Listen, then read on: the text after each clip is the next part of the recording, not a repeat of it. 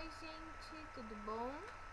Então tô gravando essa aula que era do dia 21 de outubro, né? Porque o programa não gravou. Como vocês já devem estar acostumados, né? Que o programa de vez em quando ele não grava.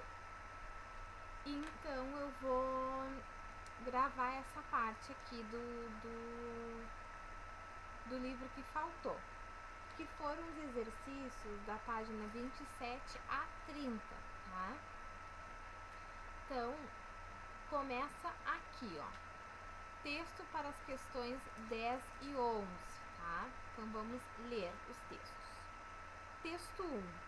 És uma tentadora, o teu olhar amável contém perfeitamente um poço de maldade, e o colo que te ondula, o colo inexorável, não sabe o que é paixão e ignora o que é bondade. Quando te julgas preso a eróticas cadeias, radeia-te na fonte o céu das alvoradas. E quando choro, então, é quando garganteias as óperas de verde e as araias estimadas.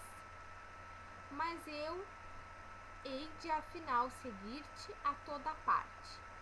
E um dia, quando eu for à sombra dos teus passos, teus crimes terás que eu hei de processar-te. E enfim, hás de morrer na forca dos teus braços. 10. Compare a visão da figura feminina presente no poema e com o ideal de belo romântico. Então, dos dois do poema, esse aqui, né, num álbum, a mulher, ela tá ali naquele patamar, né, de inalcançável, um amor idealizado, né, em uma figura erótica, ele tá se sentindo tentado por ela de forma carnal, tá? Então, é uma figura aí do romance romântico bem latente, tá? Do Cesário Verde, né, o livro de Cesário Verde. 11. O poema aborda um processo de conquista da pessoa amada. Partindo dessa hipótese de leitura, qual é o sentido expresso no último verso do poema? Enfim, hás de morrer na forca dos meus braços. Então, ele está falando, né, que ele quer abraçá-la com a força, com bastante força, quer tê-la nos braços dele, né, com muita força. E esse abraço simboliza uma união e até mesmo, né, uma questão de dela não ter escolha, né? Ou ela fica presa nele, ou ela não tem uma outra escolha de liberdade, né? É uma questão meio doentia. Texto para as questões 12 e 13. Assim, do romantismo ao realismo, houve uma passagem do vago ao típico, do idealizante ao factual. Quanto à composição, os narradores realistas brasileiros também procuraram alcançar maior ocorrência no esquema dos episódios que passaram a ser regidos não mais por aquela sarabanda de caprichos que faziam das obras de Macedo verdadeiras caixas de surpresa, mas por necessidades objetivas do ambiente ou da estrutura moral dos personagens. Isso tudo vem do Dom Casmurro, tá? Explica a afirmação do crítico Alfredo Bozzi, segundo a qual, do romantismo ao realismo, houve uma passagem do vago ao típico, do ideal ao factual. Então, do vago, gente, porque era uma questão muito, tipo, não tinha nada relevante com a realidade, né? Então, tudo que aparecia no romantismo, né? O cenário, por exemplo, do Rio de Janeiro, o que era descrito ali era muito vago. Não era típico do costume dos cariocas, né? Do idealizante. Ai, a mulher amada, minha querida, minha bela, formosa, né?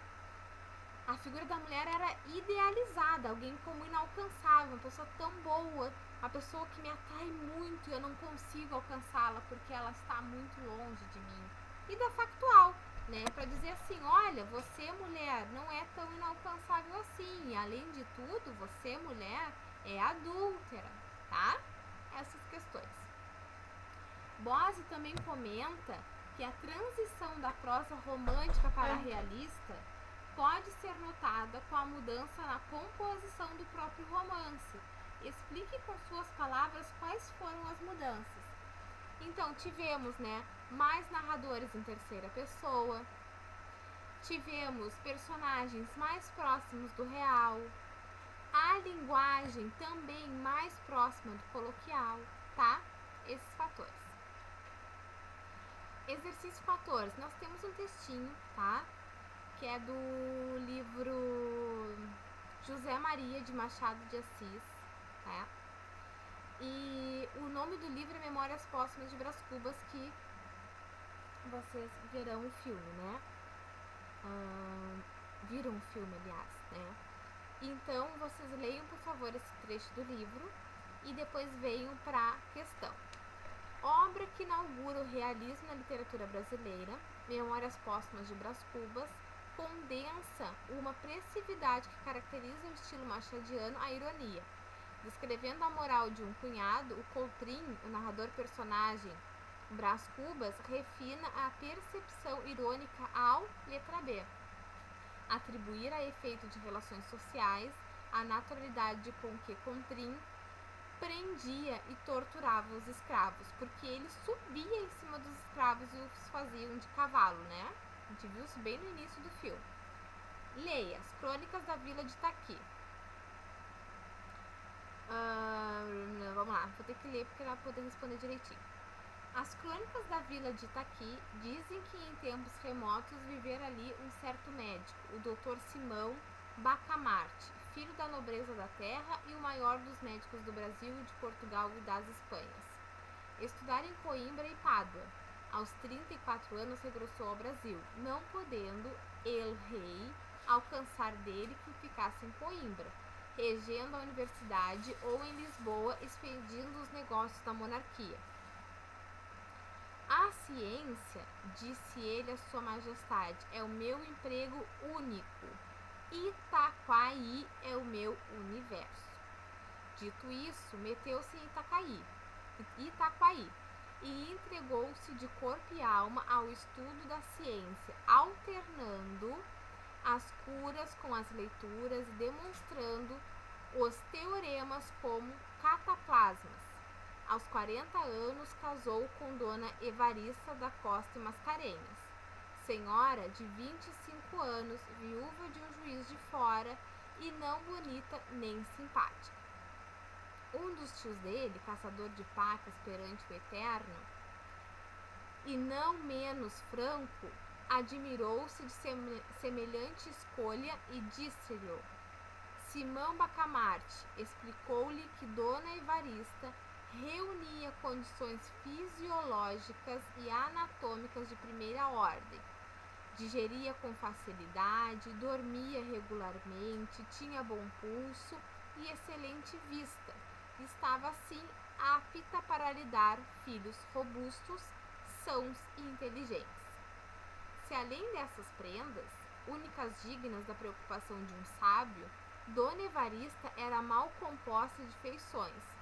Longe de lastimá-lo, agradecia-o a Deus, por enquanto não corria o risco de preterir os interesses da ciência na contemplação exclusiva, miúda e vulgar da consorte. Dona Evarista mentiu às esperanças do doutor Bacamarte, não lhe deu filhos robustos nem mofinos. A índole natural da ciência é a longanimidade. O nosso médico esperou 3 anos, depois 4, depois 5. Ao cabo desse tempo, fez um estudo profundo da matéria, releu todos os escritores árabes e outros que trouxera para Itaquaí, enviou consultas a universidades italianas e alemãs e acabou por aconselhar à mulher um regime alimentício especial.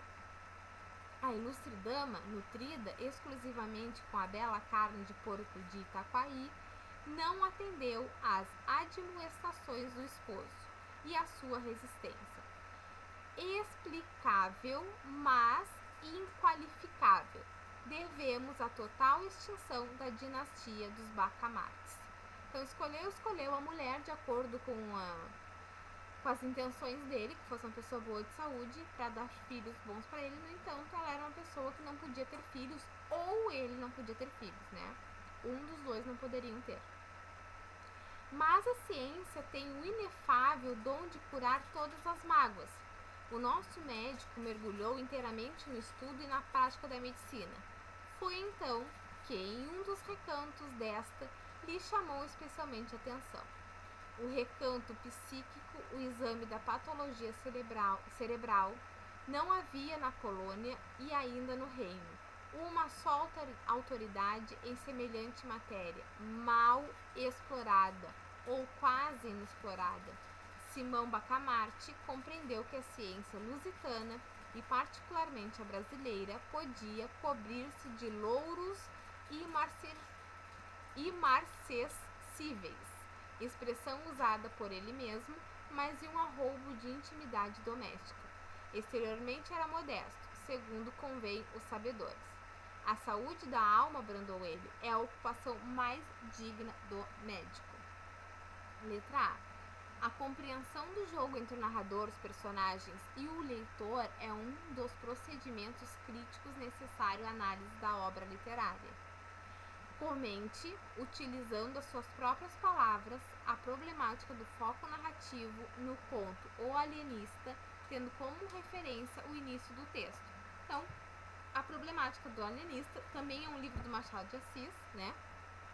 É a questão do médico não ter escolhido uma moça bonita por feições, ou seja, né, de rosto bonito, enfim, mas sim uma mulher que para ele fosse boa, uma mulher que tivesse boa saúde, né, que pudesse gerar bons filhos para ele. Só que, no entanto, a mulher a qual ele escolheu não tinha pretensões, não tinha como dar filho para eles, porque um dos dois não poderiam, né? Aqui fica carregado que é ela que não poderia, mas, né, a gente sabe que o homem também, às vezes, não nasce com todas as predições para ter filho. Bueno. B. Dois dos mais significativos aspectos da obra de Dom Casmurro estão relacionados ao seu ceticismo e à crítica corrosiva e sarcástica da sociedade brasileira de seu tempo. Publicado entre outubro de 1881 e março de 1882, O Alienista narra a trajetória de Simão Bacamarte, médico voltado para a pesquisa, entendimento e cura dos males do espírito. Tomando por base o fragmento selecionado, comente criticamente a visão de Machado de Assis sobre os postulados do pensamento positivista e da ideologia do progresso tão valorizados no século XIX. Então, por mais que o médico fizesse estudos, fosse um médico renomado no Brasil, na Espanha e em Portugal, e que ele estudasse para curar as doenças da alma, do espírito, ele jamais poderia fazer alguma coisa para evitar que a mulher dele pudesse ter filho, né? Então, a crítica do Machado de Assis é que ele é um médico renomado, no entanto, ele é uma pessoa que não tem certos tipos de sabedoria, né? Ele não é sábio ao ponto de perceber que não ter filhos não é algo que ele possa curar, tá? É algo que realmente era impossível para ele na medicina e que nada está vinculado à questão espiritual, tá bom? Leia o capítulo intitulado A Pêndula, presente no romance Memórias Póstumas de Brás Cubas. Saí dali a saborear o beijo. Não pude dormir.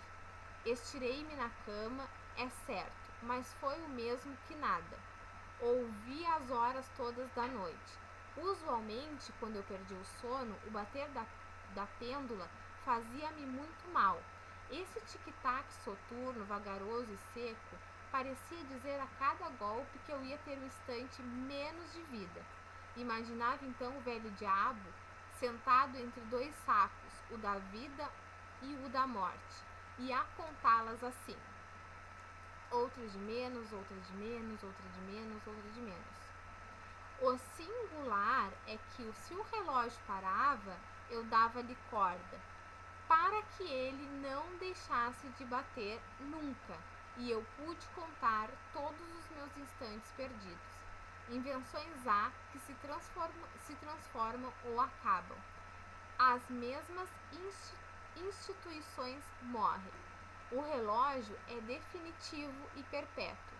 O derradeiro homem, ao despedir-se do sol frio e gasto, há de ter um relógio na algibeira para saber a hora exata em que morre. Naquela noite, não padeci essa triste sensação de enfado, mas outra e deleitosa. As fantasias tumultuavam-me cá dentro, vinham umas sobre outras, a semelhança de devotas que se abaroam para ver o anjo cantor das procissões. Não ouvia os instantes perdidos, mas os minutos ganhados. Como é impossível interpretar a metáfora do relógio presente na cena? Então ele está falando da questão de vida e morte, né? O relógio, ele está aí para simbolizar cada dia que passa, os dias em que nós vivemos, né? Ele mesmo fala que a cada minuto que passa estamos mais presentes e mais próximos da morte. Então o relógio, ele simboliza a passagem da vida, tá? 17. A construção das personagens de Eça de Queiroz e Machado de Assis apresenta particularidades que distinguem os dois escritores. Partindo da leitura crítica dos dois textos que segue, analise as proposições seguintes. Os dois autores do século XIX revelam concepções díspares, ou seja, diferentes, muito diferentes, ao construir suas personagens, pois enquanto Machado de Assis cria tipos femininos frágeis e sem vida, Eça de Queiroz dá-lhes alma. Então, falso, tá? Os dois escrevem personagens do mesmo jeito, tá? São personagens que são adúlteras, são personagens que elas têm desvio de conduta. Sempre vai ter a questão do desvio de conduta marcado nas obras de Machado e de Eça, tá?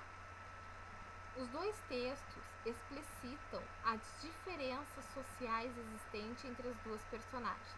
A primeira, Luísa, é descrita como uma autêntica burguesa, enquanto a segunda, Capitu, como uma adolescente pobre, cujo único objetivo é alcançar a ascensão social, ainda que para isso precise agir de modo a contrariar a moral vigente. Luísa, ela não era burguesa. Luísa, ela era pobre. Ela fazia o que? Ela roubava para ter as coisas que ela tinha, né? E Capitu, ela não era assim pobre, tá? Mas ela procurava sim uma certa ascensão, né? Então, mas o erro aqui está que Luísa, ela era burguesa. Não, Luísa não é burguesa. Ela roubava e por isso que ela tinha aqueles lenços, aquele leque, né? Ela roubou um anel, enfim. O discurso dos narradores revela emoções resultantes das experiências por eles próprios vivenciadas, o que torna ambas as narrativas comprometidas de tal modo que o adultério não se confirma, contribuindo para que as histórias não se concluam com a provocação do triângulo amoroso, pois ambas terminam em aberto. Não. Luísa, ela não participa de um triângulo amoroso, ela rouba, né? Então, mas ela também, ela tem aquele, né? É que assim, ó, a Luísa, ela faz aqueles roubos, mas ela tem aquele aspecto. A Luísa pode dizer que sim, mas a Capitu a gente não pode afirmar que ela traiu o Bentinho, porque isso é a visão dele. Então ele acha que ela o traiu com seu amigo, mas ele não tem certeza, tá? É a mesma coisa que eu dizer que eu acho que vocês não fizeram a tarefa. Eu acho, eu não tenho certeza. A partir das minhas percepções eu acho, não posso afirmar, tá? Capitu é uma personagem acerca da qual, embora não possamos ter a imagem nítida de sua fisionomia, temos a intuição profunda de seu modo de ser. Por sua vez, Luísa, de acordo com Machado de Assis, resvala no lodo sem vontade, sem repulsa, sem consciência. Verdadeiro. Primo Basílio e Dom Casmurro possuem personagens femininos que, apesar de se integrarem plenamente à classe burguesa, nutrem um profundo respeito à instituição familiar. Não, Luísa não, né? E se caracterizam por serem simplesmente criadas para vivenciarem circunstâncias e acontecimentos sem que tenham o menor poder de decisão sobre os mesmos. Não, elas decidem as vidas delas, tá? 18, então tem esse textinho, vocês leem, depois vêm para a questão. Neste excerto, Quincas Borba explica a base de sua teoria humanitista, finalizando com a máxima ao vencedor as batatas. O personagem apresenta em seu discurso uma concepção pragmática, típica naturalista, que expressa um olhar impassível diante de vitórias ou mortes. 19. Assinale a alternativa que contém um trecho em que Machado de Assis utiliza como recurso literário de comunicação a prosopopeia. Então, letra E. Nunca encontro esta senhora que me não lembre a profecia de uma lagartixa ao poeta Heine, subindo aos Apeninos. Dia virá em que as pedras serão plantas, as plantas animais, os animais homens e homens deuses. Uma senhora, tá? Então, gente, encerramos aqui o livro didático. E aí agora eu vou gravar um outro vídeo que é sobre o livro de atividades, tá bom?